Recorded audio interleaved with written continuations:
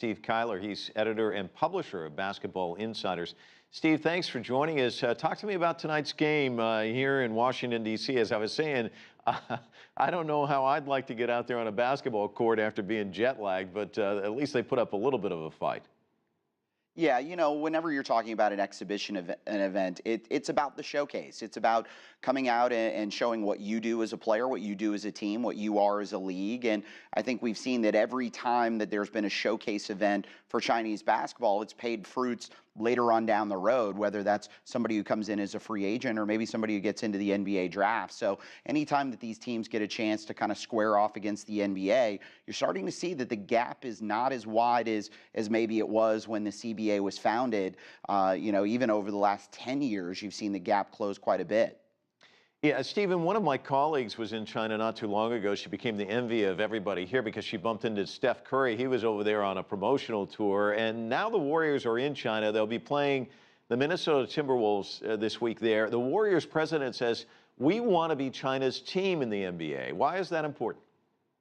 Well, as you guys have been talking about, it is a huge basketball marketplace. It's where every major star goes in the offseason. All of the shoe deals have some type of China component into it. And when you can be that team, and you've seen this with the Houston Rockets recently being sold for more than $2 billion US, a big part of that is because of how popular they are in China. They are the favored team in China, sell more apparel than almost anyone. And the Golden State Warriors, incredibly popular in the United States, would love to be that popular in China because it's a globalized game.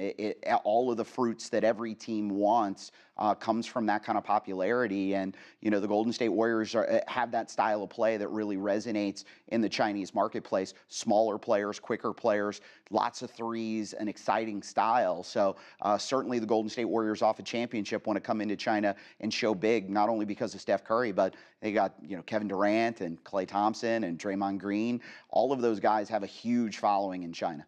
Yeah, team merchandise sales, I was reading this online, for the Warriors surpassing the Lakers. You start thinking about the economic piece of this. It's big, isn't it?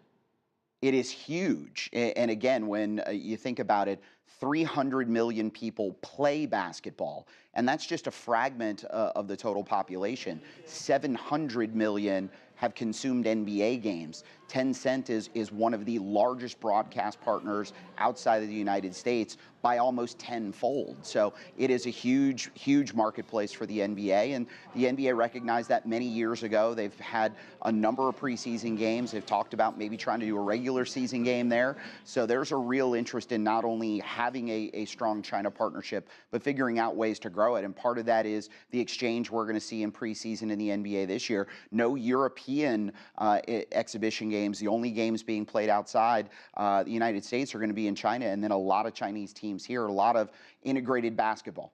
And Cartier Martin, who used to play with the Wizards, I think he's out of the league now, but he had played in the CBA, and I remember talking to him about the difference in the style and how it's played. But some guys leave the U.S. Who've had storied careers. Of course, Stephon Marbury, the one we're thinking of now, go over to China and they become huge superstars and never have any intention of ever going back to the United States. Talk to me about that crossover effect as well.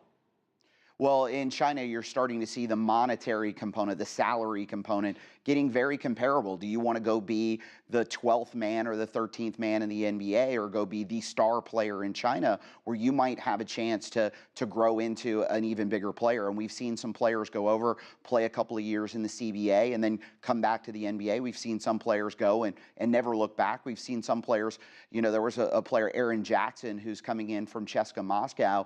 He turned away NBA opportunities to go to China because it's a better opportunity for him as a player to play a big role on a team.